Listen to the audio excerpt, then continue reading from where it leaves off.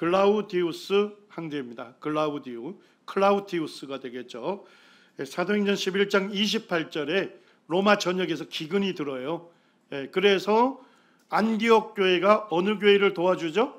예루살렘 교회에 구제 헌금을 보내는, 그때 글라우디오가 등장합니다. 자, 두 번째는 언제죠? 사도 바울이 2차 선교여행 중심지가 어디였습니까? 고린도였습니다. 고린도에 갔을 때 아굴라와 브리스길라 부부가 있었죠. 그들이 원래 수도 로마에 살았었는데 클라우디우스 황제 때 AD 49년에 수도 로마에서 믿는 유대인들 추방령을 내립니다. 그래서 수도 로마에서 어디까지 온 거예요? 고린도까지 와서 장막 만드는 일을 하게 된 겁니다. 두 번 나옵니다. 그 다음에 이제 나오는 황제가 누굽니까? 이름은 기록되어 있지 않습니다만 사도행전 25장 11절에 사도 바울이 가이사에게 상소하노라 했는데 그때 가이사가 네로 황제였습니다. 자, 신약의 역사를 쭉 연대순으로 우리가 익히기를 원하면 두 권을 읽으시면 돼요. 무엇과 무엇을 읽으면 됩니까? 누가복음하고 사도행전을 읽으시면 돼요. 자, 왜 그렇습니까? 첫째, 누가 동일합니까? 수신자도 동일하고 기자도 동일하죠. 누가가 누가복음과 사도행전 전부를 기록했습니다. 그래서 사도행전 1장 1절에 보면 데오빌로요, 내가 먼저 쓴 글에는 이렇게 되어 있죠. 먼저 쓴 글은 뭘 얘기하죠? 누가복음을 얘기하죠. 그래서 예수님의 승천하신 날까지 기록했다 이렇게 되어 있습니다. 그럼 사도행전 1장은 뭐부터 시작이 될까요? 승천부터 해서 그 이후로 쭉 기록이 되는 겁니다. 그래서 사도행전은 정확하게 누가복음이 끝난 곳에서 시작을 합니다. 누가는 바울과 함께 선교한 동역자였죠. 그래서 누가는 사도행전을 쭉 읽다 보면 뭐예요? 그들이라는 단어를 써요. 자, 그들이라고 할 때는 이 사도행전을 기록하는 누가 자신은 포함이 됩니까? 안 됩니까? 안 되는 거죠. 그러다가 또 우리는 하는 단락이 있어요. 그때는 뭐예요? 누가 참여하고 있는 거예요? 기록하고 있는 누가가 참여하고 있는 겁니다. 그래서 그들이 우리는 이렇게 살펴보면서 읽으시면 좋습니다. 사도행전 1장 8절이 이제 사도행전 전체의 주제 구절이 되겠습니다. 오직 성령이 너희에게 임하시면 너희가 뭘 받습니까? 권능을 받습니다. 무슨 권능을 받죠? 예수 그리스도의 증인으로 살 수 있는 그런 권능을 받는 거예요. 자, 그래서 사도행전 1장에서 7장까지는 어디에서 예수 그리스도가 전해집니까? 예루살렘. 그 다음에 8장에서 12장까지는요, 온 유대와 사마리아에. 자, 그 다음에 13장에서 마지막 장까지는요, 땅끝까지 전해집니다. 그렇게 단락이 나누어져 있다. 이렇게 살펴보시면 됩니다. 사도행전을 교사들이 가끔 뭐라고 불러요? 성령행전이라고 합니다. 일단은 성령에 대해서 많이 기록이 되어 있어요. 59회가 등장하고, 그리고 이제 뭐예요? 성령께서 믿는 자들에게 임했을 때 주 예수 그리스도의 증인된 삶을 살 수 있는 권능을 부여했어요. 그래서 성령께서 어떻게 합니까? 바울과 바나바를 부르셔서 이렇게 되어 있죠. 그리고 이방인들에게 복음을 전하게 하십니다. 그렇기 때문에 결국 사도행전은 예수 그리스도의 영인 성령의 권능을 받고 이제 성도들이 예수 그리스도의 증인된 삶을 사는 그 역사를 기록하고 있는 것입니다. 28장으로 맞춰졌습니다만 사실은 사도행전 28장이 끝날 때 보면 좀 애매하게 끝나죠. 사도 바울이 1차 로마 그 구류 상태에서 이제 맞춰지거든요. 계속적으로 뭐예요? 성령님께서는 오늘날 우리 성도들을 부르셔서 예수 그리스도의 증인으로 계속적으로 부르시고 사용해 가시는 것입니다. 그래서 우리도 사도행전 29장을 쓰는데 쓰임을 받고 있는 것이죠. 자, 여기에 보면 1장에서 12장까지는 결국 어디에 복음이 전해진 겁니까? 유대 전체에 복음이 전해졌다, 이렇게 볼 수 있습니다. 자, 이럴 때 주님께서 유대 전체를 복음을 전할 때 사용하신 중심이 되는 교회가 어디죠? 예루살렘 교회고, 중심이 되는 인물은요, 사도 베드로가 됩니다. 자, 13장에서 28장까지는 땅 끝으로 복음이 전해지는 거예요. 자, 이때 사용하신 중심 교회는 어디입니까?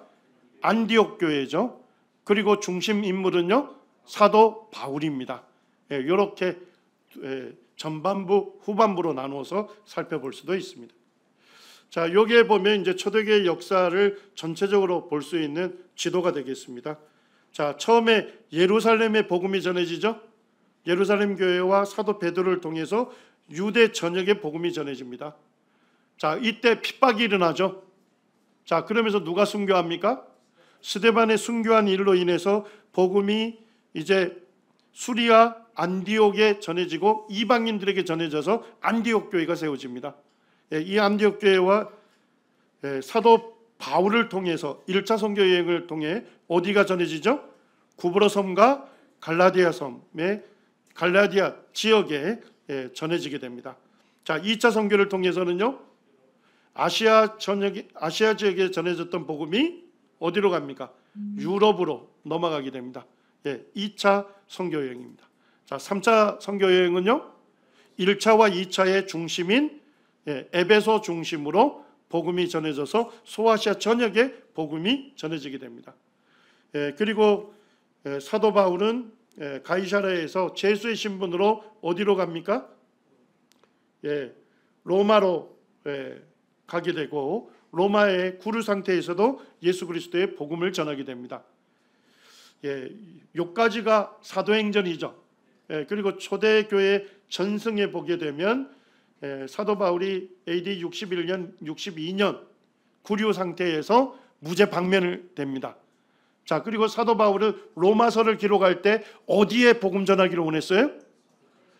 로마 교회의 지원을 받아서 서머나까지, 스페인까지. 스페인 가면 대서양이 놓여 있지 않습니까? 이때는 여기가 세상 끝이라고 여겼습니다. 그래서 방면된 다음에 스페인의 복음을 전하고 돌아오면서 그레데의 복음을 전한 것으로 초대교회 전승에서는 기록되어 있습니다. 자, 1장에 보게 되면 예수님께서 승천하시면서 내게서 들은 바 아버지께서 약속하신 것을 기다리라, 이렇게 되어 있습니다. 5절에 보니까 요한은 물로 세례를 베풀었으나 너희는 몇 날이 못되어 뭐로 세례를 받는다고요? 성령으로 세례를 받으리라 하셨느니라. 자, 아버지께서, 하나님 아버지께서 믿는 자들에게 주시겠다 약속한 게 뭡니까? 성령입니다. 그래서 믿는 자들에게 성령이 오시는 것을 성경에서는 뭐라 표현해요? 성령으로 세례를 받는다, 이렇게 표현하고 있는 거예요. 그래서 사도행전 2장 33절에 보니까 사도 베드로가 분명히 말하죠. 하나님이 오른손으로 예수를 높이심에 그가 약속하신 성령을 아버지께 받아서 너희가 보고 듣는 이것을 부어주셨다. 이것은 무엇입니까? 성령을 부어주신 거죠. 자, 그래서 이스라엘 예루살렘에 가면 예수님께서 승천하셨다는 것을 기념하는 교회가 있어요. 자, 예수님 어디에서 승천하십니까? 감람산. 그래서 감람산 가장 높은 꼭대기에 가게 되면 승천교회가 있어요. 여기는 콘스탄틴 황제 이전, 그러니까 핍박지를 얘기하겠죠. 예수님 믿는 성도들이 핍박을 당할 때 주님의 승천을 이곳 동굴에서 은밀하게 기념했다고 합니다. 그 이후에 이곳에 건물이 지어진 것이죠. 자, 성령이 믿는 자들에게 언제 임했습니까? 오순절날 임했습니다. 4절에 보니까 저희가 다 성령 충만함을 받고, 자, 믿는 자에게 성령이 임하면 권능을 얻는다 했죠. 그 권능이 뭡니까? 예수 그리스도의 증인된 삶을 사는 권능이죠. 성령이 오시자 바로 뭐하게 합니까? 성령이 말하게 하심을 따라 예수 그리스도를 전하게 됩니다. 그러니까 우리가 예수 그리스도 믿을 때 성령이 우리에게 오시잖아요. 자연스러운 것은 예수 그리스도의 증인된 삶을 살게 하는 것입니다. 예수 그리스도를 전하게 되는 것입니다. 자, 그러면서 그 사도 베드로가 전했던 그 복음의 말씀을 받는 사람들이 몇 명이었습니까? 3,000이나 돼서 최초의 교회에 뭐가 세워지죠? 예루살렘 교회가 세워집니다. 자, 예루살렘 교회가 온전히 힘쓴 4가지가 있습니다. 첫째가 뭐죠? 사도의 가르침을 받는 것입니다. 최초의 교회는 가르침을 받는 교회, 가르치고 배우는 데 힘쓴 교회입니다. 자, 두 번째는요, 서로 교제하는 교회였습니다. 교제가 무슨 뜻입니까? 뭐 우리 335 얘기하는 그것만을 의미하는 것이 아니죠. 내가 가진 것으로 다른 성도들과 함께 누리는 거예요. 공유하는 겁니다. 그래서 거기에 보면 사도행전 2장 후반절에 뭐가 나옵니까? 자기가 갖고 있는 물건을 공유하고, 내가 갖고 있는 물건이지만 저 형제님에게 더 유용한 것 같아. 그래서 그 형제님에게 주는 거예요. 또 뭘 공유했습니까? 자기가 갖고 있는 소유, 물질을 공유합니다. 그 다음에 또 뭘 공유하죠? 함께 음식을 먹어요. 음식을 먹으면서 교제합니다. 그 다음에요, 자기가 받은 말씀, 교훈을 다른 성도들과 나눕니다. 말씀으로 교제하는, 이런 여러 가지 면에서 교제가 풍성한 교회였다. 자, 세 번째 뭐에 힘썼습니까? 떡을 떼는 데 힘썼습니다. 주의 만찬으로 주님을 예배하는 데 힘썼던 교회였습니다. 자, 네 번째는요, 기도하는 교회였습니다. 자기의 지혜와 능력을 의지하지 않고 주님 주시는 지혜와 능력을 의지해서 예수 그리스도의 증인된 삶을 살기를 원했던 것입니다. 성령 충만한 교회는 이 4가지에 힘씁니다. 자, 이제 사도 바울에 대해서 좀 살펴보겠습니다. 사도 바울은 자기의 정체성을 분명히 얘기하죠. 나는 누구다? 예수 그리스도의 종이다. 그리고 나는 무엇을 위해서 택함을 받았다? 하나님의 복음을 위하여 택함을 받았다. 바울이 누구인가? 사도행전 13장 9절에 보니까 바울이라고 하는 사울이 이렇게 나오죠. 그래서 우리가 생각할 때는 흔히 뭐라고 생각합니까? 원래 이름은 구원받기 전에는 뭐였는데? 사울이었는데 구원받은 이후에 뭐로 바꿨다? 바울로 개칭했다. 이렇게 생각할 수 있습니다만, 여러 학자들은 디아스포라 유대인들, 헬라파 유대인들이죠. 그러니까 유대인 중에 유대 땅에 살지 않고 이방 땅에 태어난 유대인들은 원래 출생부터 두 이름을 갖는 것이 뭐였다는 거예요? 통례였다는 겁니다. 그래서 사울은 뭐예요? 무슨 식이에요? 히브리식. 자, 바울은요, 로마식인 거예요. 그러니까 사도 바울이 학교를 다녔을 텐데 학교에서 출석부에서는요, 바울, 집에서 아버지가요, 사울 이렇게 불러요. 이렇게 봅니다. 자, 그러면 왜 사도행전 13장 9절에서 그동안 사울 나오다가 바울로 계속 기록을 하고 있을까요? 그때가 1차 선교 여행 때죠. 구브로 섬에 가서 구브로의 총독인 서기오 바울에게 복음을 전할 때잖아요. 그는 로마 사람이죠. 그리고 본격적으로 이방인들에게 복음을 전하잖아요. 그러니까 이방인들이 잘 이해할 수 있는 이름, 그건 뭐였어요? 바울이었던 거예요. 이방인들에게 사울 얘기해도 사울이 누군지 몰라.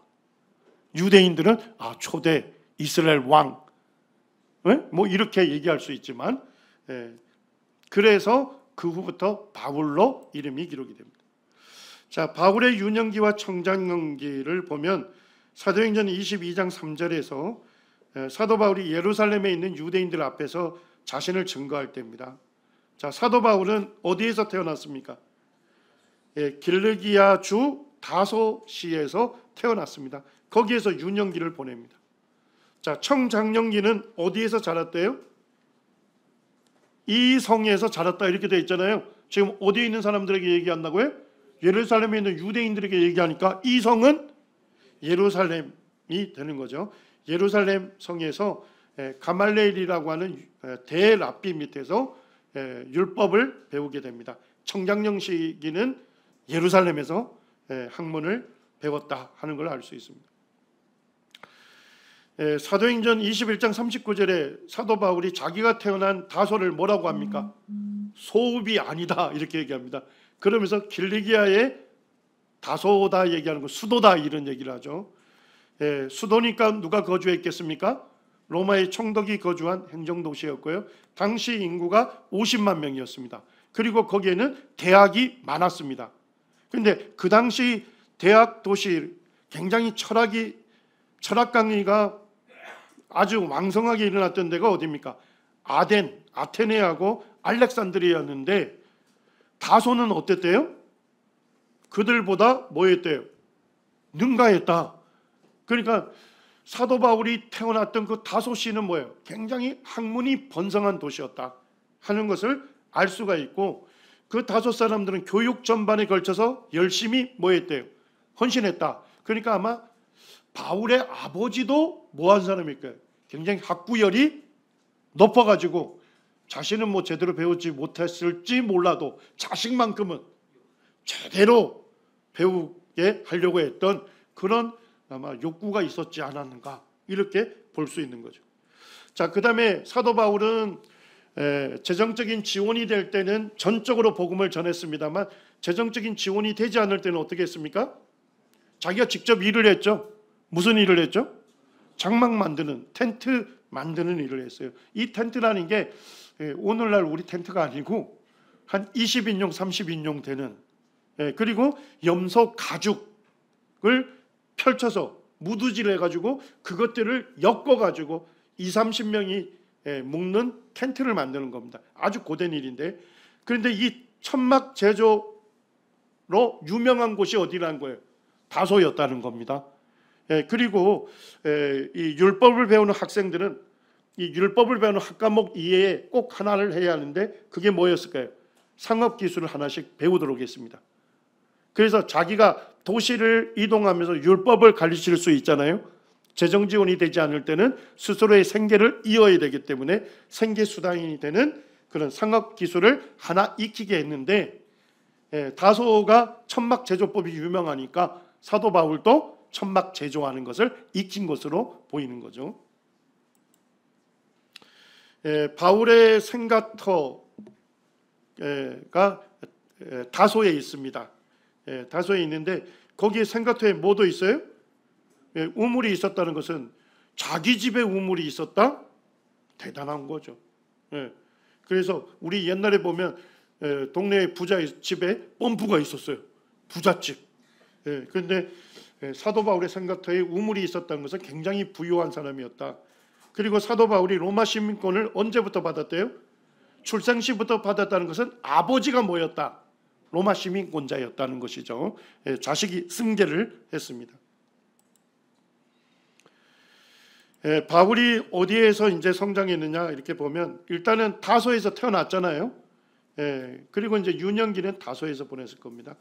1세기에 있었던 해당들은 베르세파르라고 해서 초등학교를 해당에서 운영했고, 베트 미드라시라고 해서 중등학교까지 자체적으로 가지고 있었어요. 그러니까 사도 바울도 뭐예요? 해당에서 초등, 중등 과정을 배웠을 것입니다.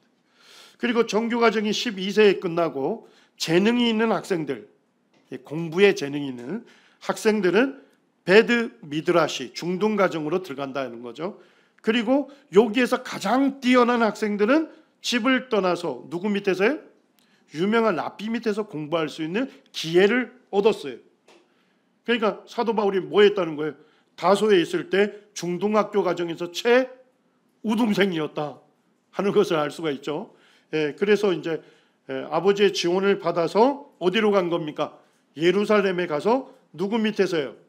당시에 위대한 랍비이자 바리새파의 지도자인 가말리엘 문화생으로 교육을 받게 됩니다. 자, 가말리엘이 성경에 등장합니까? 예, 등장하죠. 예. 예, 가말리엘은요, 사도행전 5장에 보면 유대 공회에서 종교 지도자들이 뭡니까? 사도들에게 예수 그리스도의 이름으로 전하지 말라고 엄명했죠. 그런데도 예수님의 제자들 계속 전했지 않습니까? 예, 그랬을 때 유대 공회에서 크게 놓아여 사도들을 없이 하려고 합니다. 죽이려고. 자, 그럴 때 가말리엘이 그곳에 있었어요. 자, 그러면 가말리엘은 누구였다? 산헤드린 유대 공회의 회원이었다는 것이죠. 자, 그때 바리새인 가말리엘은 율법 교사로 모든 백성에게 존경받는 자였다, 이렇게 얘기합니다. 자, 그리고 이 사람은 되게 현명하게 처신해요. 사도들이 있는 데서 토의하지 않고 사도들을 잠깐 내보냅니다.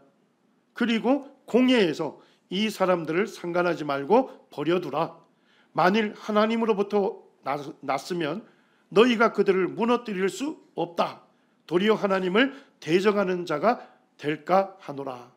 예, 그러니까 사도들을 풀어주라고 한 것입니다. 예, 문헌에 보게 되면 가말리엘은 당대 가장 유명한 율법 교사인 누구요? 힐렐의 손자였고 유대교 랍비들의 모임이 있습니다. 그걸 탄나임이라고 하는데 탄나임의 최고 지도자였다. 그 다음에 랍비들 중에서 가장 존경받는 사람에게 뭐라고 불러줘요?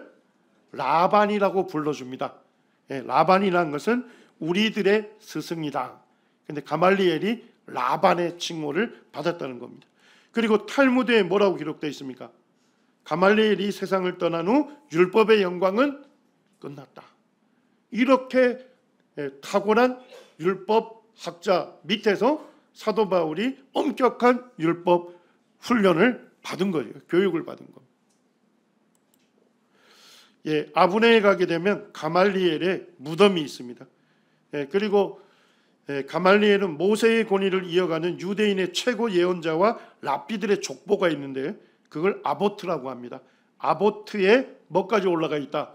이름까지 올라가 있는 바울 당시의 대랍비였다 하는 것을 알 수 있습니다. 자, 그러니까 사도 바울은 어떤 사람이었습니까? 매우 엄격하게 교육받은 철저한 바리새인이었다. 그래서 빌립보서 3장 6절에 뭐라고 해요? 율법의 의로는 흠이 없다. 자, 자신을 빌립보서에서 뭐라고 얘기합니까? 히브리인 중에 자기가 정통 유대인이라는 거죠. 자, 그 다음에 그는 출생시부터 뭐였습니까? 로마의 시민권자였어요. 로마의 시민권자의 특혜가 두 가지가 있습니다. 권리가 정당한 재판을 받을 권리가 있습니다.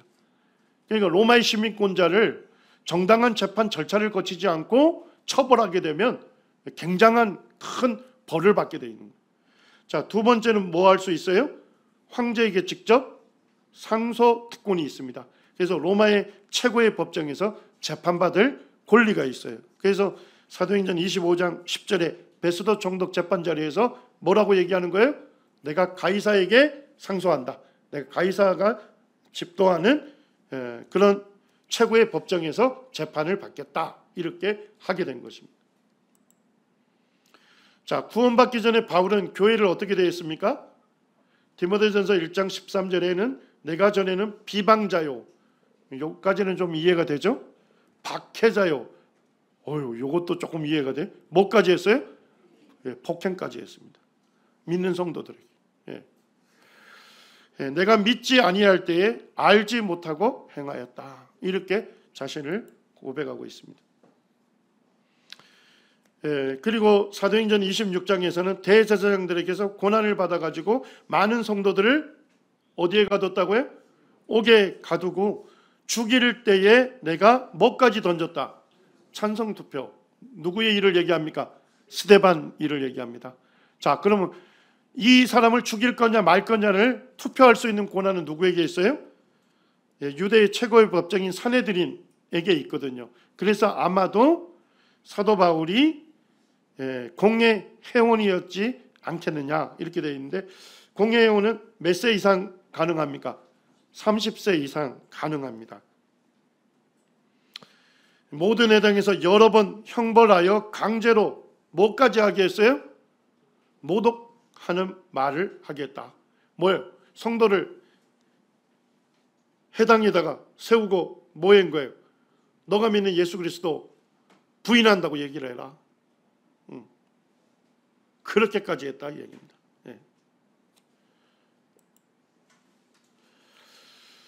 사도행전 7장 58절에 스데반을 순교하는 장면에서 사울이라는 청년의 발 앞에 뒀다 이렇게 돼. 청년이라고 하니까 우리가 볼 때는 한 20대 이렇게 생각할 수 있잖아요. 청년이라는 헬라어 단어가 네아니온인데 25세에서 40세 사이를 얘기합니다. 그러니까 한 30대였다 이렇게 볼 수 있는 거죠. 그리고 사울은 교회를 뭐 하려고 했습니까? 잔멸하려고 했다. 잔멸하다는 말이 엘류 마이네토인데 멧돼지가 포도원을 파헤치는 묘사입니다. 우리 남원에서도 농사 지었는데 멧돼지가 한번 지나갔다 남는 게 없어요. 남는 게 완전히 박살냅니다. 사도 바울이 그와 같이 예루살렘 교회의 성도들을 찾기 위해서 가가호 수색했고, 남자뿐만 아니라 여자까지 그들을 처벌하는 옥에 가두었다는 것입니다. 자, 왜 바울은 교회를 잔멸하려 했을까요? 성도들이 누구를 전했습니까? 예수 그리스도. 근데 그분은 뭐예요? 십자가에 못 박힌 예수 그리스도를 전한 거예요. 그러니까 사도 바울이 이해가 되지 않는 거예요. 신명기 21장에 나무에 달린 자는 하나님께 뭘 받았다고요? 저주를 받은 자인데, 십자가라고 하는 나무에 못 박힌 예수를 뭐라고 불러요? 그리스도라 부르는 것이 도저히 이해가 되지 않아요. 그가 하나님의 저주를 받은 사람이 어떻게 그리스도가 될 수 있느냐, 이해가 되지 않았습니다. 고린도전서 1장 23절에도 우리는 십자가에 못 박힌 그리스도를 전하니 유대인에게는 뭐라고요? 유대인들에게는 꺼림칙한 거예요. 이해가 되지 않는 겁니다. 그 다음에 사도 바울이 왜 교회를 잔멸했을까요? 성도들이 우리 죄를 대속하기 위해서 십자가에 죽었을 뿐만 아니라 장사 지낸 바 되었다가 제3일에 부활했다. 예수가 십자가에 죽었다는 건 아는데 부활했다는 것은 거짓 사실을 뭐하는 거다? 유포하는 거다. 그래서 저들은 나사렛 이단이다. 이렇게 정죄를 했던 것입니다. 자, 근데 바울이 사도행전 9장에 보니까 대제사장에게 구인영장을 받아서 어디로 갑니까? 다메섹. 유대 땅도 아니고, 지금 다른 통치 영역까지 가서 지금 성도들을 결박해서 예루살렘으로 지금 끌고 잡아오려고 가고 있었던 거예요. 여기 다메섹은 그때 이 나바티안 왕국, 나바트 왕국이라고 하는데, 거기에 아레다 4세가 명목상의 통치자였습니다만 실제 다메섹에 대한 직접적인 통솔권이 없었어요. 그래서 종교적으로 핍박받는 사람들이 어디로 몰린 거예요? 도피처로 다메섹에 모였던 거예요. 그래서 유대에 있던 성도들 중에서도 이 사울 같은 인물이 막 가가오 방문하면서 핍박을 하니까, 그래서 성도들이 핍박을 피해서 다메섹에 운둔해서 주님을 섬겼던 것이죠. 그리고 로마 제국은 유대의 대제사장에게 무슨 권한을 줬어요? 유대 땅뿐만 아니라 다른 외국에 가서도 유대인들을 구인할 수 있는 권리를 부여했습니다. 역사적으로. 그래서 이 사도행전 9장에 있는 내용들이 역사적으로 대부분 이해가 가능한 것입니다. 자, 다메섹 가는 길에서 누구를 만납니까? 부활하신 예수님을 만납니다. 자기는 예수가 부활했다고 전하는 이 거짓 사실을 유포하는 그리스도인들을 이단으로 정죄했는데, 지금 그곳에서 뭐예요? 강렬한 빛에 쏘여서 그가 말에서 떨어지고 그때 음성이 들리죠. 사울아 사울아 내가 어찌하여 나를 박해하느냐, 가시채를 뒷발질하기가 내게 고생이라. 그때 사도 바울이 주님 누구시나이까? 주께서 이르시되 나는 내가 박해하는 예수라. 그러면서 부활하신 예수님을 만나면서 죽음의 권세를 이기고 다시 사는 분은 하나님의 아들이시다. 그리고 그 예수님이 나무에 달려 하나님의 저주를 받은 것은 누구의 죄 때문이다? 예수님의 죄가 아니고 우리를 위하여 저주를 받으셨다. 바로 예수님이 죄인인 자신을 위하여 저주받으셨음을 깨닫고 예수님을 자신의 주님으로 영접하게 된 것입니다. 자, 예수님이 뭐라 하십니까? 가시채를 뒷발질하기가 내게 고생이다, 이렇게 얘기합니다. 가시채는 뭐냐면 유대인 농부들이 황소를 이용해서 밭을 갈 때 황소들 중에 고집 센 놈들이 있잖아요. 자기 마음대로 가려고 하는. 그때 이제 요 가시가 달린 채로 콕콕 쑤시면서 똑바로 가라고 이렇게 하는 겁니다. 자, 그러면 고집 센 소들은 뭐예요? 발을 톡톡 찌르면 뭐라고 해요? 발로 뒷발질을 하는 거예요. 피가 철철 나오면서도. 지금 그 얘기를 하는 겁니다. 하나님께서는 뭐예요? 바울에게 예수 그리스도를 믿을 수 있도록 몰아가신 거예요. 가시채로. 자, 바울의 양심을 찔렀던 가시채가 무엇이었을까요? 스데반이었습니다. 스데반이 공회에 잡혀왔을 때 그의 얼굴이 뭐처럼 빛났어요? 천사와 천사의 얼굴 같더라. 자, 그 다음에 그가 뭐예요? 돌에 쳐 죽임을 당할 때 그가 죽어가면서도 무릎을 꿇고 하나님께 기도하죠. 뭐라고 기도합니까? 주여 이 죄를 그들에게 돌리지 마옵소서. 이 말을 하고 자니라. 원래 이 기도를 누가 드렸습니까? 우리 주님께서 십자가상에서 드렸던 그 기도를 스데반이 순교당하면서 그 기도를 드린 거예요. 그것을 지켜보고 있었던 사람이 누굽니까? 바울이었습니다. 사울. 그가 어떻게 자기를 죽음에 이르게 하는 이 사람들을 위해서 용서해달라는 기도를 할 수 있는가? 이것이 아마도 이 바울의 양심을 찔렀던 하나님의 가시채였다 하는 것입니다. 그 다음에 무엇이었을까요? 언제 사도 바울은 양심의 가시채에 찔림을 받았을까요? 부활하신 예수님을 만났을 때입니다. 그때 이 예수님이 부활하셨음을 깨닫고 그분이 하나님의 아들임을 깨닫게 되는 것이죠. 그러면서 이 진리의 밝은 빛이 바울의 영혼에 비쳤고 그제서야 예수님이 하나님의 아들이시고 자기 죄를 담당하신 그리스도이심을 깨닫고 일평생 예수 그리스도를 위하여 살게 된 것입니다. 바울이 예수님을 만났을 때 무엇을 깨닫게 됐습니까? 갈라디아서 3장 13절에 분명히 얘기하시죠. 나무에 달린 자마다 어디 아래에 있다고요? 저주 아래에 있었다고 했는데 예수님이 십자가에 달리셔서 받으신 저주는 예수님 자신을 위한 저주가 아니고 누구를 위한 것이다. 죄인인 우리를 위하여 받으신 저주다 하는 것을 깨닫고서 이 예수 그리스도를 자신의 주님으로 영접하게 된 것입니다. 조금 전에 우리가 사도 바울의 그 육신적인 조건들과 세상 종교적인 명성들을 쭉 살펴봤죠. 그죠? 그는 로마의 시민권자였고 부유한 집의 아들이었지 않습니까? 그죠? 종교적으로는 최고의 랍비 밑에서 교육을 받았던 종교적으로 명성이 있는 사람이었어요. 자, 그런데 그 모든 것들을 뭘로 여겼습니까? 배설물로 여겼습니다. 배설물로 여긴 이유가 무엇입니까? 예수 그리스도를 얻고 누구 안에서 발견되기를 원하는 것입니까? 예수 그리스도 안에서 발견되기를 원했던 것입니다. 그렇기 때문에 인간적인 좋은 조건, 종교적인 명성, 이 모든 것들을 배설물로 여겼을 뿐만 아니라 뭐로까지 여겼어요? 오히려 자기에게 해가 되는 것으로 여겼던 것입니다. 사도 바울에게 있어서는 예수 그리스도를 아는 지식이 가장 고상한 지식이었습니다.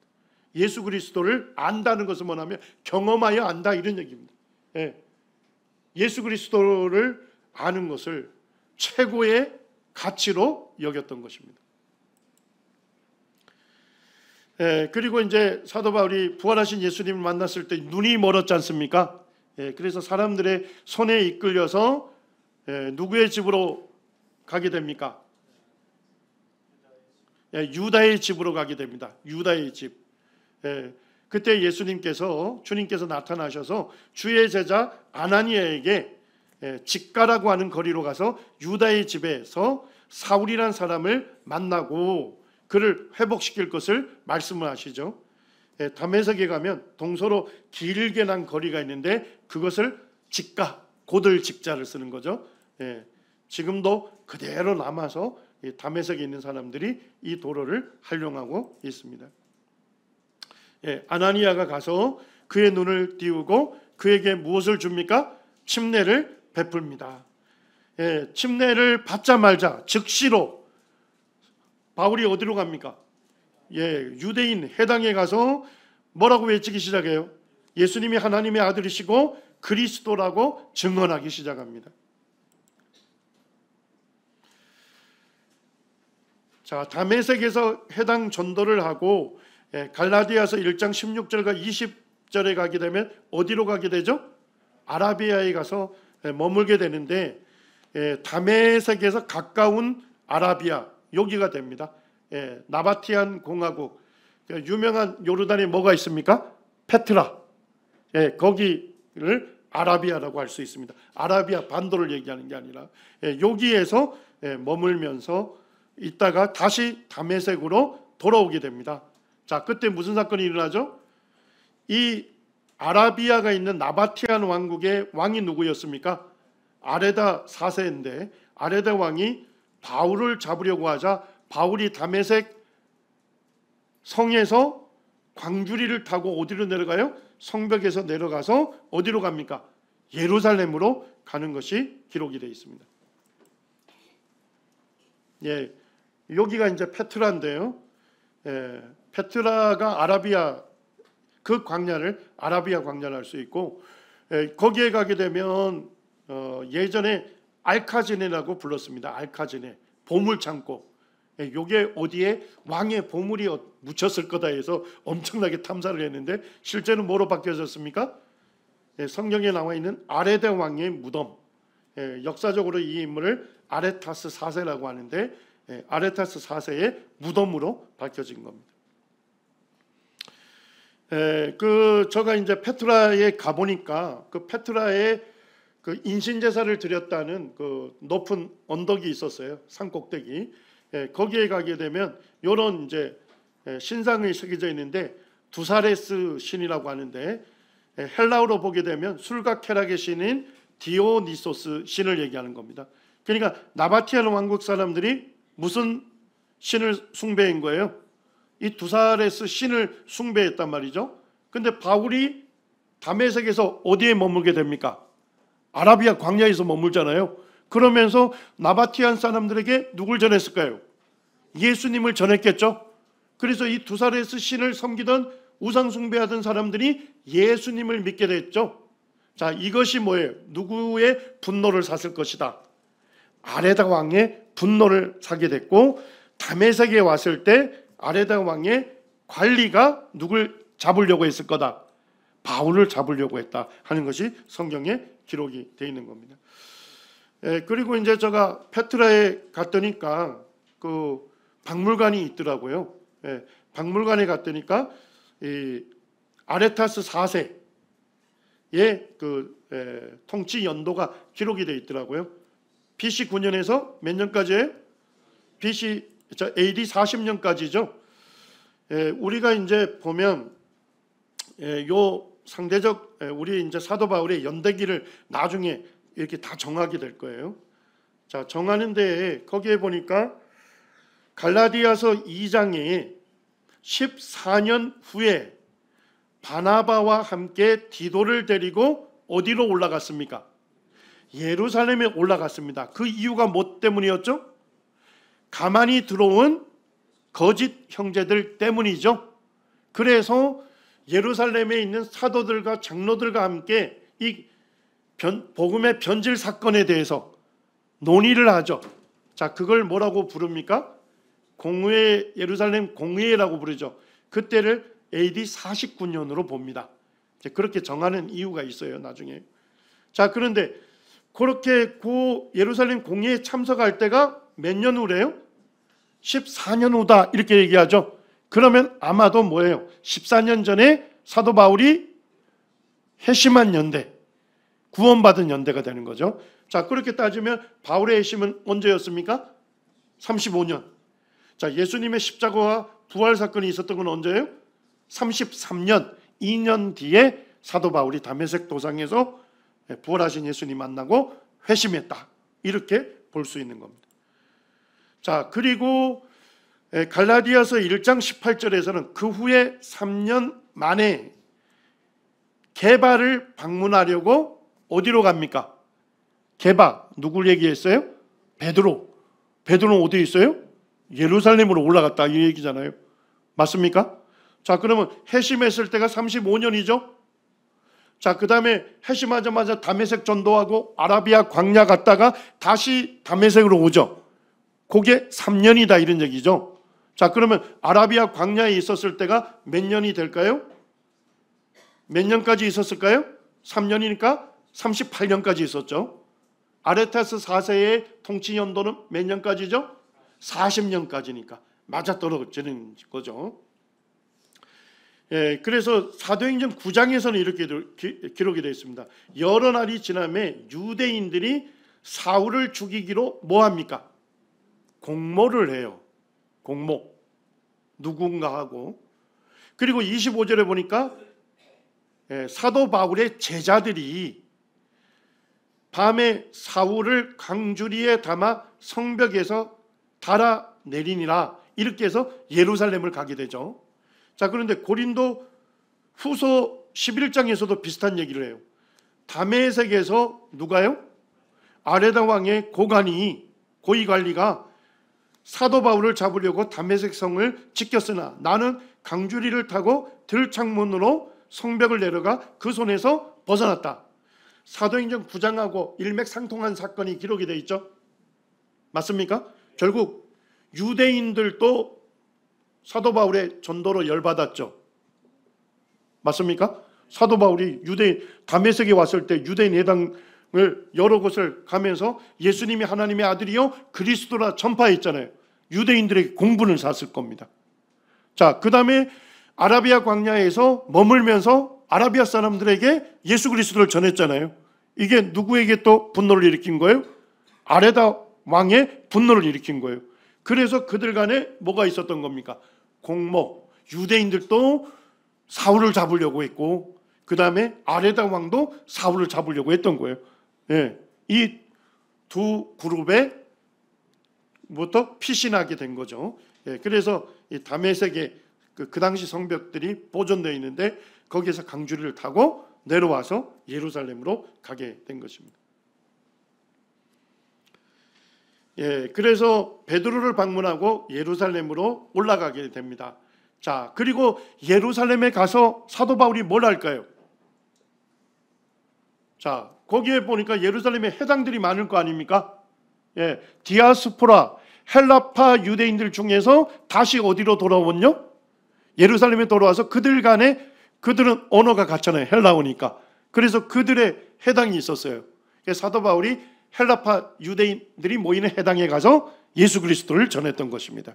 자, 그랬더니까 헬라파 유대인들이 결국 예수 그리스도를 전하는 사도 바울을 뭐 하려고 한 거예요? 죽이려고 위협을 했어요. 그래서 형제님들이 어떻게 합니까? 사도 바울을 가이사랴로 데리고 오죠. 자, 그리고 가이사랴에서 배 태워서 어디로 보내요? 그의 고향인 다소로 보내게 되는 겁니다. 그래서 사도 바울이 다소에 머물면서 이 길리기아 지방에 복음을 전파했을 것이다 하는 것을 알 수가 있는 겁니다. 이게 사도 바울의 초기 사역이 되겠습니다. 자, 그 다음에 이제 사도행전 11장으로 가게 되면 이방인 지역에 최초로 세워지는 교회가 어디입니까? 예, 수리아 안디옥 교회죠.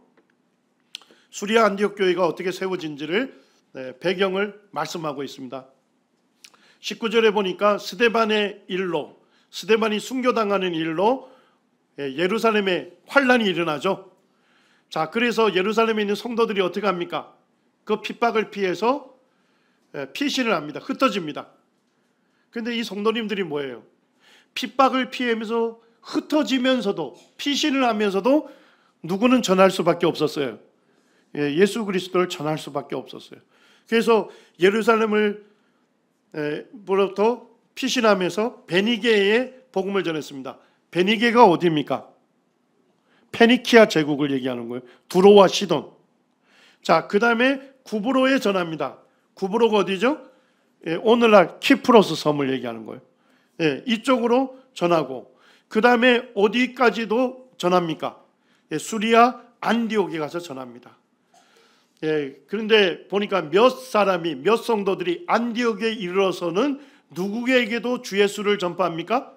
최초로 헬라인들에게, 이방인들에게 예수 그리스도를 전해서 수리아 안디옥에 이방인 교회가 세워지게 된 것입니다.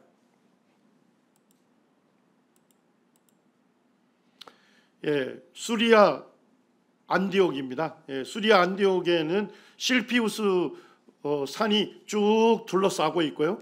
그 도시 중심으로는 오론테스 강이 흘러서 지중해까지 흘러가요. 굉장히 많은 인구가 살고 있죠.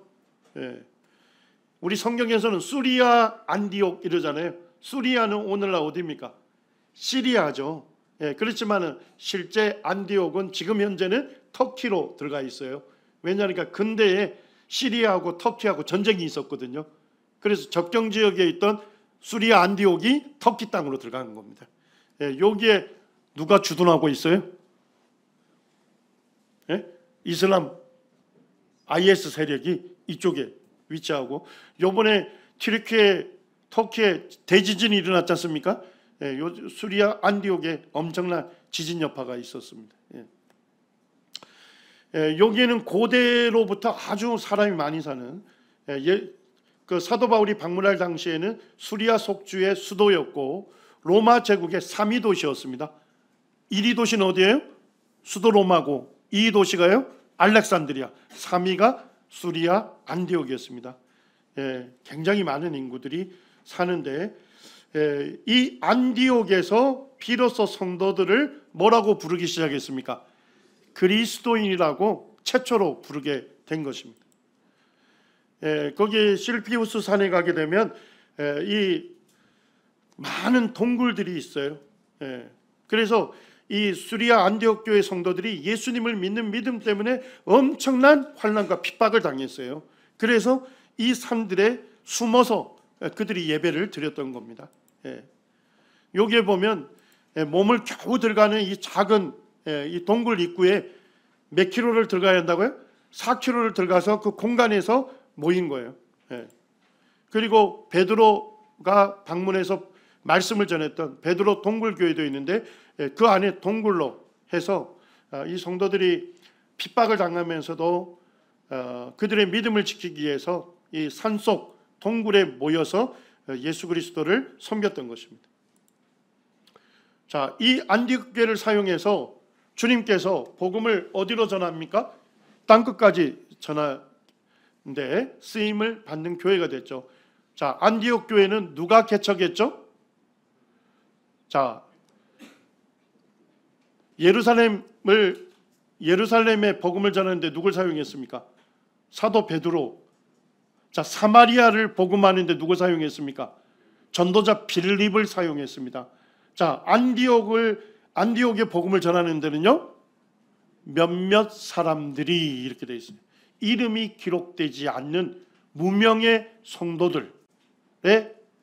그것도 뭐예요? 핍박을 피해서 피신하던 성도들이 이방인들에게 주 예수 그리스도를 전파해서 그곳에 안디옥 교회가 세워진 거예요.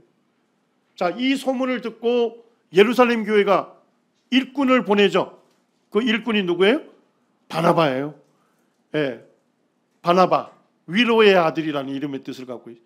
그가 와서 어떻게 합니까? 이제 막 구원받은 성도들을 뭐예요? 주님 안에, 말씀 안에 거하라고 그들을 뭐 했다고요? 위로했습니다. 격려했습니다. 예. 그랬더니까 그 성도들이 어떻게 했어요? 예수 그리스도를 더 전파하게 된 거예요. 그러니까 사실 안디옥 교회는 유명한 전도자들에 의해서 세워지고 확장이 된 게 아니에요. 이름도 기록되지 않는 무명의 성도들 한 사람 한 사람의 전도를 통해서 이 교회가 세워지고 교회가 확장이 된 겁니다. 예. 자, 두 번째 특징은 뭡니까? 안디옥 교회의 특징요? 가르치고 배우는 데 헌신된 교회입니다. 자, 첫 번째 누가 가르쳤습니까?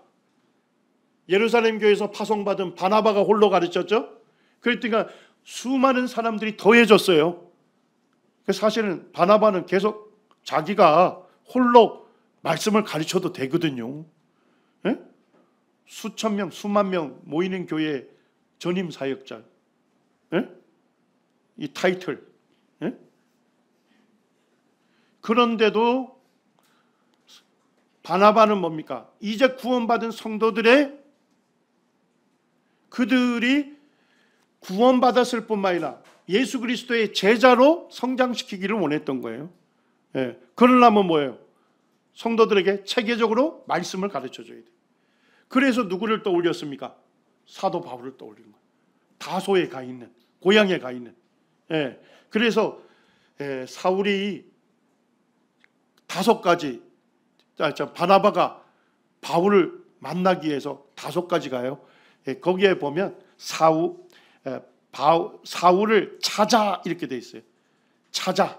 찾는다는 단어가 아나제테사인데, 예, 위, 아래, 앞뒤를 샅샅이 훑는다 이런 뜻입니다. 그러니까 사도 바울이 어디에 있는지 알았다는 거예요? 몰랐다는 거예요? 다소에 있다는 건 알았지만 다소에 정확히 어디에 있는지 몰랐던 거예요. 그래서 그럼에도 불구하고 그까지 가서 수소문해서 사도 바울을 만나고 그를 강권해서 안디옥으로 데리고 와서 이제 몇 명이 가르친 거예요? 바울과 바나바가 1년간 성도들을 가르칩니다. 자, 그 다음에 사도 바울과 바나바가 1차 선교를 나갈 때 안디옥 교회에 선지자와 교사들이 몇 명이 있었대요? 제 손가락 보세요. 저희 집사람이 절대 손가락은 들지 말아야 했는데, 예, 부지런한 손이에요. 저건 짧고 뭉퉁하고. 몇 사람이 있었다고요?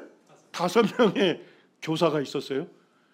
그런데 1차 선교여행을 마치고 돌아왔을 때는 바울과 바나바가 수당한 형제들과 함께 가르치더라 이렇게 되어 있습니다. 예. 처음에는 1명, 그 다음에 2명, 5명 수당한 형제들과 함께 가르친 것입니다. 예, 성령 충만한 교회, 주님 앞에 쓰임받는 교회의 특징은 뭐라고요? 예, 가르치고 배우는 데 힘쓰는 교회입니다. 자, 그 다음에 안디옥 교회에서 최초로 예수 믿는 사람들을 뭐라고 불렀다고요? 그리스도인, 크리스찬이라는 단어가 생겼는데 이 얘기 뭐냐면 그리스도에게 미친 사람이라는 의미입니다. 그러니까 어떻게 보면 성도들을 뭐 하려고 붙여준 이름이에요? 우리나라에서도 뭐예요? 예수 열심히 믿는 사람들 뭐라 불러요? 예수쟁이. 예수를 믿고 섬기는데 전문가다 이런 얘기죠. 사실 굉장히 이거는 조롱조로 붙인 거지만 위대한 이름이에요. 예수쟁이라고 듣는 거는 정말 예수 믿고 섬기는데 일가견이 있다 이런 거 아닙니까? 전문가. 이 크리스찬이라는 의미가 그겁니다. 그러니까 예수님 믿는 사람을 조롱하기 위해서 붙인 이름이지만 성도들은요 그것을 그렇게 불림을 받는 것을 기뻐했어요. 그래서 크리스찬이란 말이 오늘날까지 남아있는 거예요. 자, 만약에 안디옥 교회 성도들이 가르침을 열심히 받았지만 그 말씀에 온전하게 순종하지 않았다면 그 안디옥의 수많은 불신자들로부터 예수쟁이란 말 들을 수 있었을까요? 불가능했겠죠. 구원은 받았지만 세상 사람들하고 똑같이 살았다면, 세상 사람들과 진배할 것이 없었다면 그들이 왜 예수쟁이라고 이름 붙였겠습니까? 안디옥 교회 성도들은 뭐예요? 예수님의 말씀을, 가르침을 받는데 열정을 갖고 있었을 뿐만 아니라 가르침 받은 대로 뭐 했다는 거예요? 순종했기 때문에 불신자들과 완전히 구별된 삶을 사는 거예요. 예. 오늘날 이게 희귀한 거예요. 예. 가르침에 받는데 열정을 갖는 사람도 드물지만은 가르침 받는 대로 순종해서 세상 사람들과 구별된 거룩한 삶을 살게 될 때 사실은 세상 사람들에게 예수쟁이라는 이름을 듣게 되고 세상 사람들을 변화시킬 수가 있는 거거든요. 예, 안디옥 교회 성도들은 그와 같았습니다. 주님께서 그 교회 성도들을 사용하신 겁니다. 자, 네 번째는 뭐예요? 예, 타 지역 교회의 필요를 돕는데 헌신된 교회입니다. 예, 오늘날 우리 지역 교회들이 본받아야 되죠. 보니까 안디옥에 무슨 소문이 들려요? 로마의 전역에 기근이 들어가지고 예루살렘 교회 성도들이 굉장히 경제적으로 어렵다 하더라 하는 이야기를 들은 거예요. 자, 그런데 안디옥은 그나마 어떤 도시였습니까? 인구가 많이 살고 경제적으로 부유한 도시였죠. 기근이 들긴 했지만 그래도 살만해. 누구보다는 예루살렘 교회 성도들보다는. 그래서 아마도 형제 회의를 했던 것 같아요. 형제님들이 모여서 우리 교회가 막 세워졌을 때 그 소문을 듣고 예루살렘 교회에서 누굴 보낸 거예요? 바나바 파송했잖아요. 예, 이번에는 누가 도울 차례다? 우리가 도울 차례다. 예, 그래서 성도들이 헌금을 해서 그 부조를, 구제 헌금을 예루살렘에다가 돕습니다. 예, 주님께서 사실 이런 교회를 사용하시는 겁니다. 예, 타 지역교회의 필요를 적극적으로 돕는, 형제 사랑을 적극적으로 실천하는 그 교회를 사용해서 땅끝까지 복음을 전합니다. 예, 성령 충만한 교회의 특징, 이 네 가지 특징을 갖고 있어요. 이렇게 성도 집회를 하면 안 된다고 아까 압력을 넣었음에도 불구하고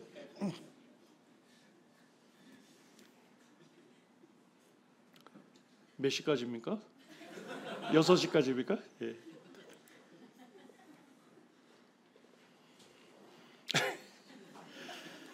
예. 사도행전 13장에 보면 1차 선교로 이제 부르심을 받는 장면이 나오죠. 이때에 안디옥 교회에 5명의 교사가 있었습니다. 근데 그 5명의 교사들이 뭐예요? 주를 섬겨 뭐 했습니까? 그러니까 5명의 일꾼들이 함께 주님을 섬기고 그 다음에 금식했다는 건 뭡니까? 아주 중대한 기도 제목이 있었다는 것이죠.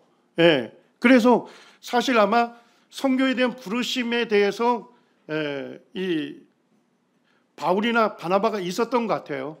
그것이 금식 기도를 하게 됐고 일꾼들이 함께 섬기고 함께 기도한 겁니다. 이 교회에 아주 절대적으로 필요한 거예요. 예. 그때 뭐예요? 성령의 부르심을 받는 것입니다. 일꾼들이 함께 모이고 함께 섬기고 함께 기도할 때 성령의 부르심을 입는 거예요. 예. 그때 성령이 이르시되 내가 불러 시키는 일을 위하여 바나바와 사울을 따로 세우라 이렇게 되어 있습니다. 자, 성령께서 불러 시키는 일이 무엇이었을까요? 사도행전 13장 47절에 분명하게 얘기를 하죠. 내가 너를 뭘로 삼아서 이방의 빛으로 삼아 너를 땅끝까지 구원하게 하리라. 바울을 뭘로 삼은 겁니까? 이방인의 사도, 이방인들에게 복음을 전하는 사도로 삼았다는 것입니다. 그리고 어디까지 전하게 하는? 땅끝까지 예수 그리스도를 복음을 전하는 이방인의 사도로 삼았다는 것입니다. 1차 선교 여행입니다. 1차 선교 여행은 구브로 섬에 전해지고 갈라디아 남부 지역에 복음이 전해지고 교회가 세워졌죠. 자, 1차 선교 여행을 할 때 안디옥에서 출발해서 어디로 갑니까? 실루기아 항구로 가죠. 그러니까 실루기아 항구는 뭐예요? 안디옥, 대도시 안디옥에 뭐였다? 외항이었다 이렇게 보면 되는 거예요. 그러니까 지중해에서 안디옥 가려면 어디로 가야 돼요? 실루기아 항구에 내려서 거기에서 걸어서 안디옥까지 갔겠죠. 여기에서 배 타고 최초로 복음을 전한 것이 어느 섬이었습니까? 구브로 섬이었죠. 구브로 섬을 제1 선교지로 잡은 이유는 뭘까요? 바나바의 고향이지 않습니까? 예, 고향이니까 거기에 뭐 아는 사람도 있고 지인도 있고 그들 통해서 먼저 복음을 전하기 시작한 거죠. 살라미에 내려서 거기에서 많은 유대인 해당에서 복음을 전하고 이제 쭉 서쪽으로 가로지르면서 복음을 전하고 바보까지 왔어요. 파포스, 발음을 하면 파포스까지 왔는데 여기가 누가 거주하는 지역입니까? 여기 구브로 섬에 총독이 거주하는 도시예요. 자, 여기에서 누구에게 전하게 됩니까? 총독 서교 바울에게 복음을 전하게 되고 그가 믿으며 주의 가르치심을 놀랍게 여기더라. 그래서 아마 최초의 선교지에서 첫 번째 결신한 자로 봅니다. 그게 그 얄박 박물관, 성경으로 얘기하면 비시디아 안디옥이 되거든요. 그 박물관에 누구의 비문이 있어요? 최초의 이 신자가 됐던 총독 서교 바울의 비문이 남아 있습니다. 그리고 이제 어디로 갑니까? 배를 타고 밤빌리아의 버가로 갑니다. 자, 버가로 갔을 때 무슨 일이 일어나죠? 같이 수종자로 돕는 자로 수행원으로 갔던 마가 요한이 그들에게서 떠나 바울과 바나바를 떠나서 어디로 갑니까? 예루살렘으로 돌아가는 사건이 벌어져요.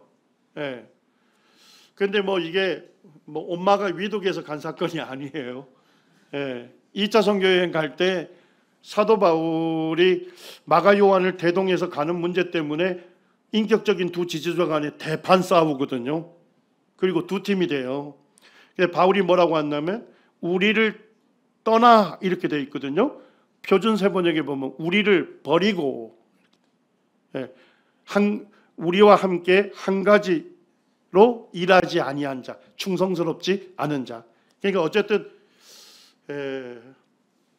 돌아간 것이 이 바울과 바나바에게는 심리적으로 큰 마음의 상처를 준 사건이었던 같아요. 자, 근데 마가 요한이 왜 그들을 버리고 예루살렘으로 돌아갔을까? 이 학자들은 추정하기를 버가에 가게 되면 그 앞에 딱 버티고 있는 산맥이 있습니다. 산맥 이름이 뭐예요? 타우루스 또는 토로스라고 하는데 이게 황소란 의미예요. 그러니까 이 산맥이 얼마나 험하고 거친지 아시겠죠? 황소처럼. 그리고 그 동네에 갔더니까 뭐예요? 이제 갈라디아로 가려면 이 산맥을 넘어야 하거든요. 그래 봤더니까 그 당시에 도적대가 많이 출몰한다는 거예요. 근데 이 도적대가 돈만 뺏는 게 아니라 뭐까지요? 목숨까지 위협한다. 그 당시에 그런 역사적으로 그랬다는 겁니다. 그랬기 때문에 이 얘기를 누가 들었던 거예요? 마가 요한이 듣고 굉장히 마음에 두려움을 느꼈던 것 같아요. 그래서 결국 바울과 바나바의 만류가 있었겠죠. 만류에도 불구하고 예루살렘으로 돌아갔습니다. 그래서 이 두 선교사가 뭐예요? 같이 동력해 주던 사람은 돌아가고 이제 이 험한 타우루스 산맥을 넘었겠죠. 목숨을 건 등산을 해서 비시디아 안디옥으로 오게 됐던 것입니다. 그리고 이제 비시디아 안디옥에서 유대인 회당을 찾죠. 거기에서 전했던 복음을 요약하고 있어요.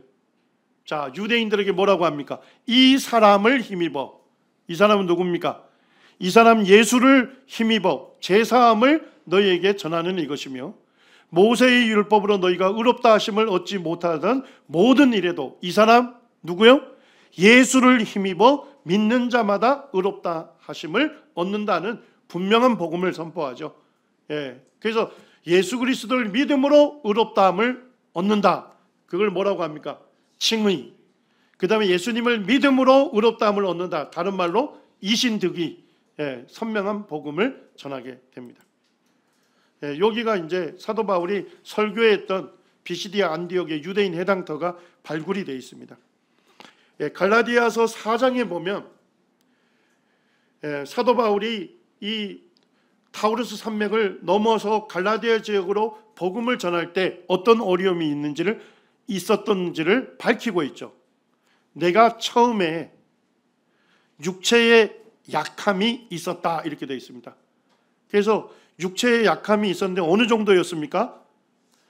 너희가 업신여겨도 될 만큼 사도 바울이 육체적으로 연약한 질병 상태였다는 겁니다.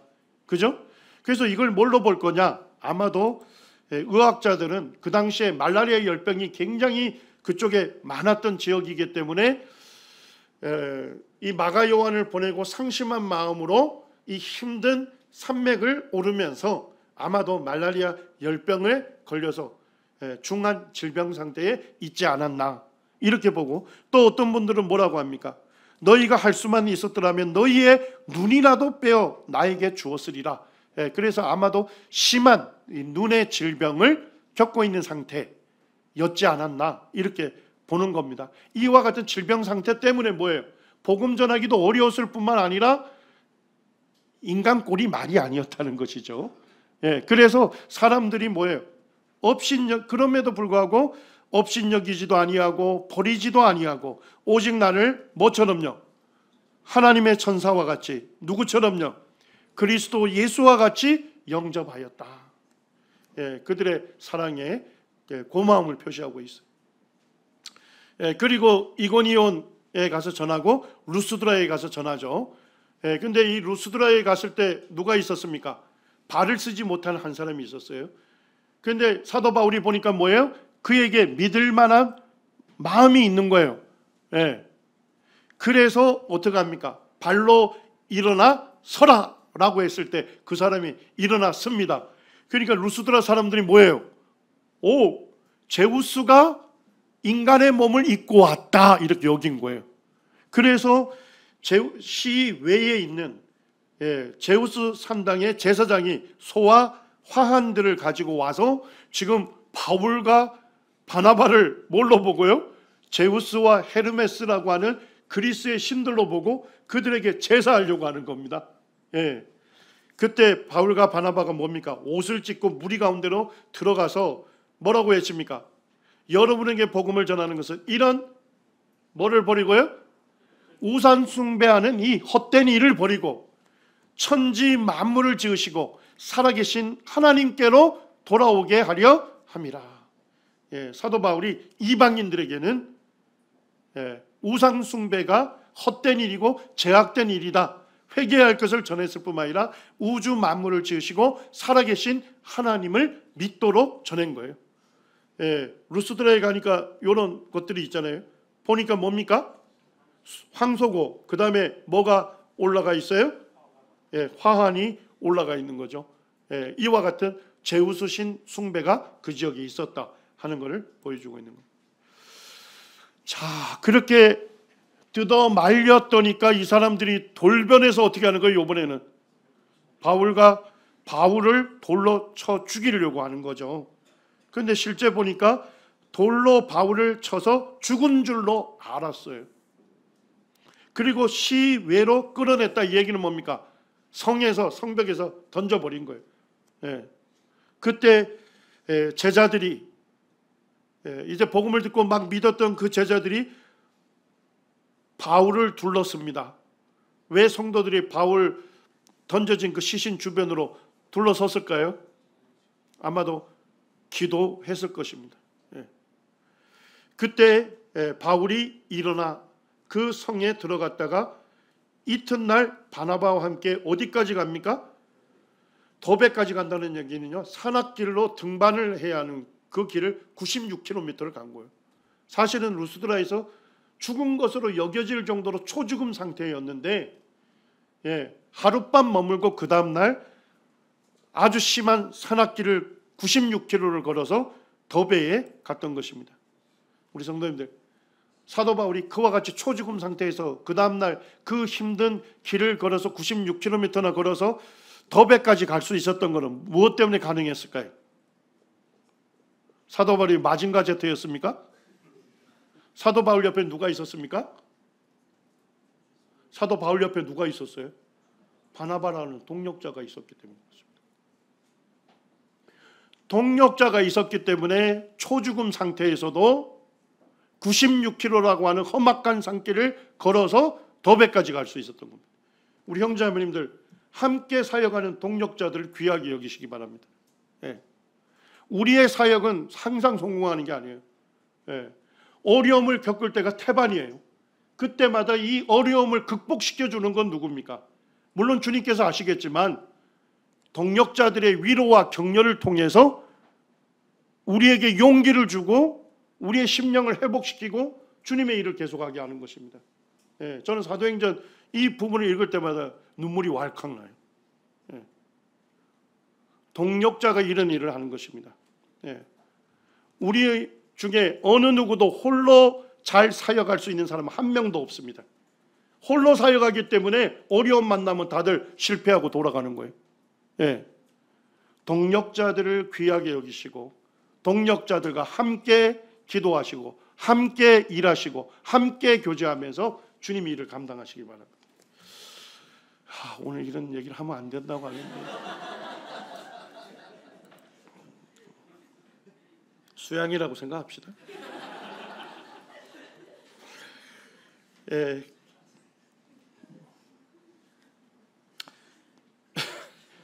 그래서 더베까지 와서 복음을 전하고 교회가 세워지죠.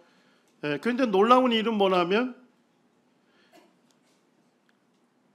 23절에 각 교회에서 뭘 택합니까? 장로들을 택해요. 참 이게 놀라운 일입니다. 불과 교회가 세워진 지 3개월, 4개월, 5개월 이렇게 됐겠죠.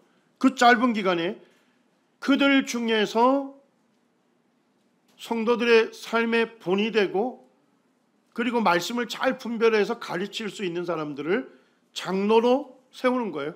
복수로 장로를 세워서 금식 기도하면서 그들이 믿는 누구에게 위탁합니까? 주님께 그들을 위탁합니다. 예. 예, 오늘날도 선교예요, 사실은. 예. 이런 어떤 우리는 이제 많은 염려 때문에 이런 걸 못합니다만, 예. 우리가 할 수 있는 일이 있고 주님께서 할 수 있는 일이 있는 거예요. 예. 우리의 영역에서는 우리가 최선을 다해야 돼요. 그리고 우리가 한 일에 대해서는 누구에게 위탁해야 합니까? 주님께 전적으로 위탁해야 돼요. 주님의 고난 아래 있는 것입니다.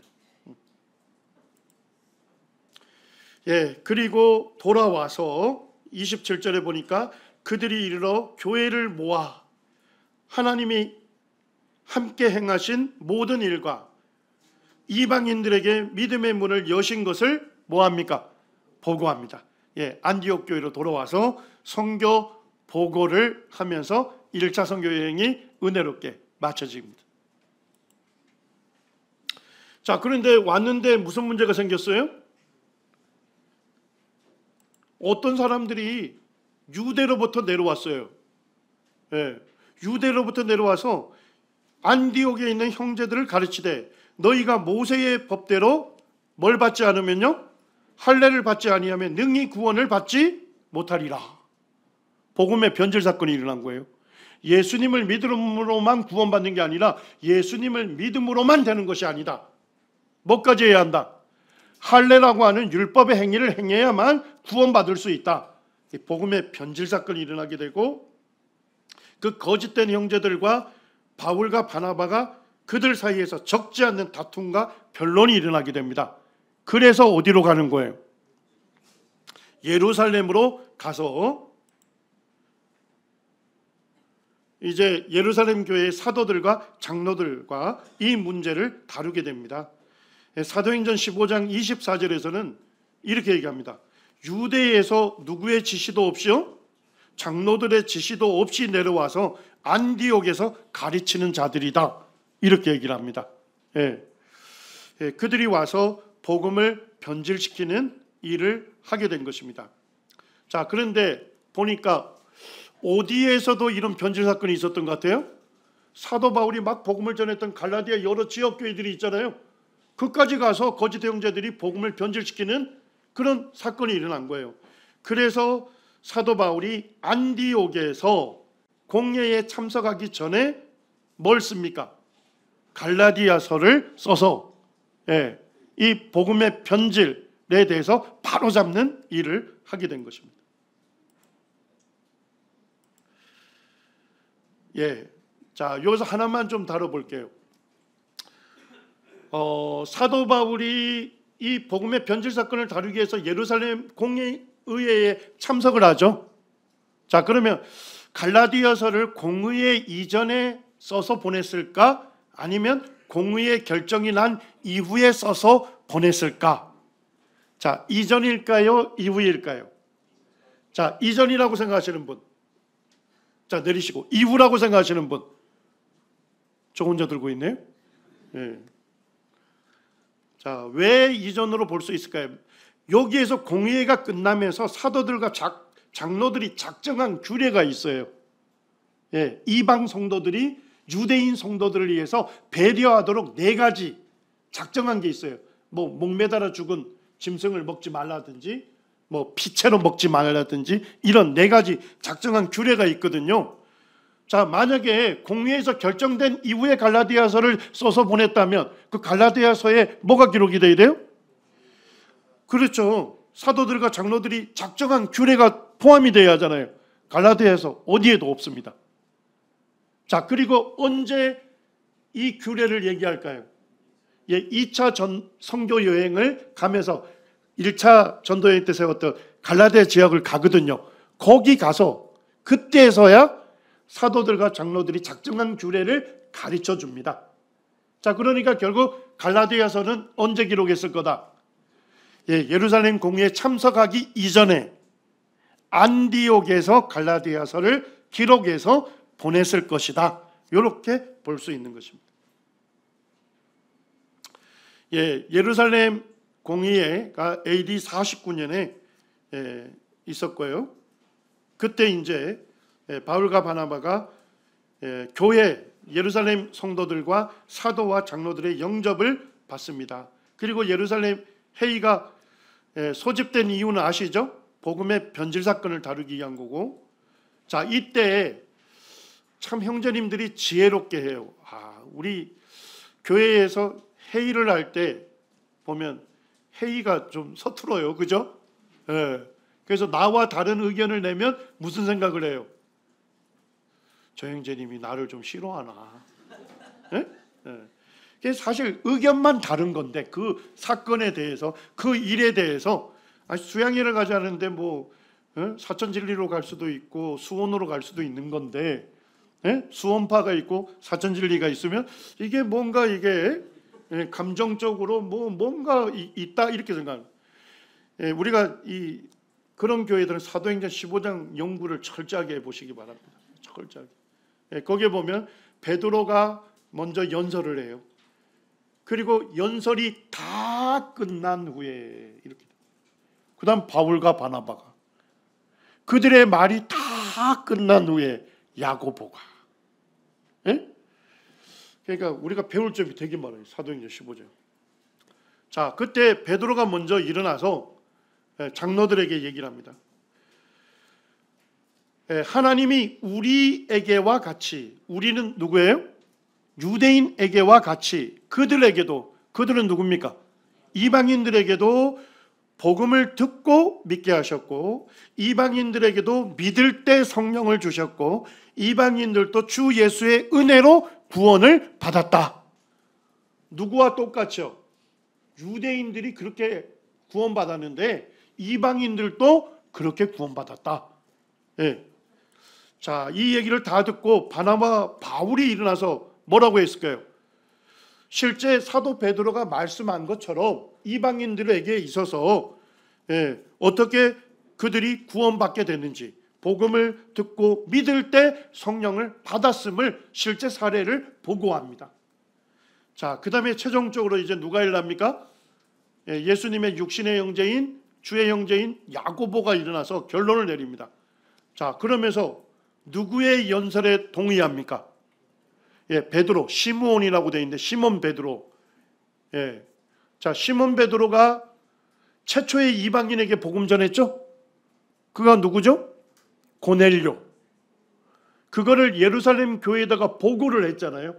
그러니까 예루살렘 교회는 이미 사도 베드로의 전도를 받고 최초의 이방인인 고넬료가 예수 그리스도를 믿을 때 구원받았고 성령을 받았다는 사건을 알고 있는 거 아니에요. 그래서 이 야고보가 그것을 이전 보고행을 다시 상기시키는 거예요. 자, 그 다음에 뭘 얘기합니까? 이방인들이 구원받는 것은 구약 예언의 뭐다? 성취다. 구약 성경에서 뭐예요? 이방인에게 빛이 비춰질 것이라고 계속 예언했잖아요. 그 예언이 그대로 성취된 것이다. 그리고 19절에 최종적으로 야고보는 이방인도 복음을 듣고 믿을 때 구원받고 뭘 받는다? 성령을 받는다는 복음의 진리를 확증하게 됩니다. 그래서 구원을 위해서 이방인에게 할례를 행하고 율법을 지키라고 해서는 안 된다, 이렇게 결론을 내리는 거죠. 자, 그러면서도 뭘 결정합니까? 이 유대인 성도들은 율법에 익숙한 사람들이죠. 그들은 유대인 해당에서 계속 율법을 배웠던 사람들이 아니에요. 예, 그러니까 이방인 성도들에게 뭐라고 합니까? 유대인 성도들을 배려하는 차원에서 그들과 뭐예요? 막힘없는 교제를 하기 위해서 이방인 성도들에게 4가지를 준수해 달라 하는 규례를 얘기하는 거예요. 그래서 우상의 더러운 것 먹지 마라. 쉽게 말하면 우상에게 바쳐진 재물 먹지 마라, 이런 얘기죠. 먹어도 되지만, 이런 얘기예요. 누굴 위해서요? 유대인 성도들을 배려해요. 자, 그 다음에 음행, 당연히 성적인 부도덕 행위를 하면 안 되죠. 그 다음에 목매어 죽인 거는 뭐예요? 목 졸라 죽인 짐승의 고기를 먹지 마라. 그 다음에 고기를 뭐라고요? 피를 멀리하라는 얘기는 뭐예요? 피채로 먹지 말라 하는 4가지를 당부한 거예요. 그래서 사실은 이방인 성도들에게 그 당부를 통해서 유대인 성도들을 배려하도록, 결론적으로 뭡니까? 존 뉴턴이 바울과 이 성도들의 결정을 이렇게 얘기합니다. 바울은 비본질적인 것들, 뭐예요? 분별이 필요한 사항에 대해서는 갈대처럼 뭐 했다는 거예요? 유연했다는 것입니다. 그러니까 오늘날 우리가 분별을 진리로 확신할 때가 있어요. 자기의 생각, 자기의 분별을 진리로 확정해서는 안 됩니다. 그래서 사도 바울은 비본질적인 것, 분별이 요구되는 상황에 대해서는 갈대처럼 유연했습니다. 하지만 본질적인 진리에 대해서는 뭐처럼 바꿔했어요? 철기둥처럼 절대로 바꾸지 않았던 것입니다. 많은 교회들이 사실은 이 분별의 문제 때문에 나뉘는 경우가 있는데, 분별에 대해서는 다양한 성도들의 의견을 뭐 해줘야 한다? 존중해 줘야 하는 것입니다.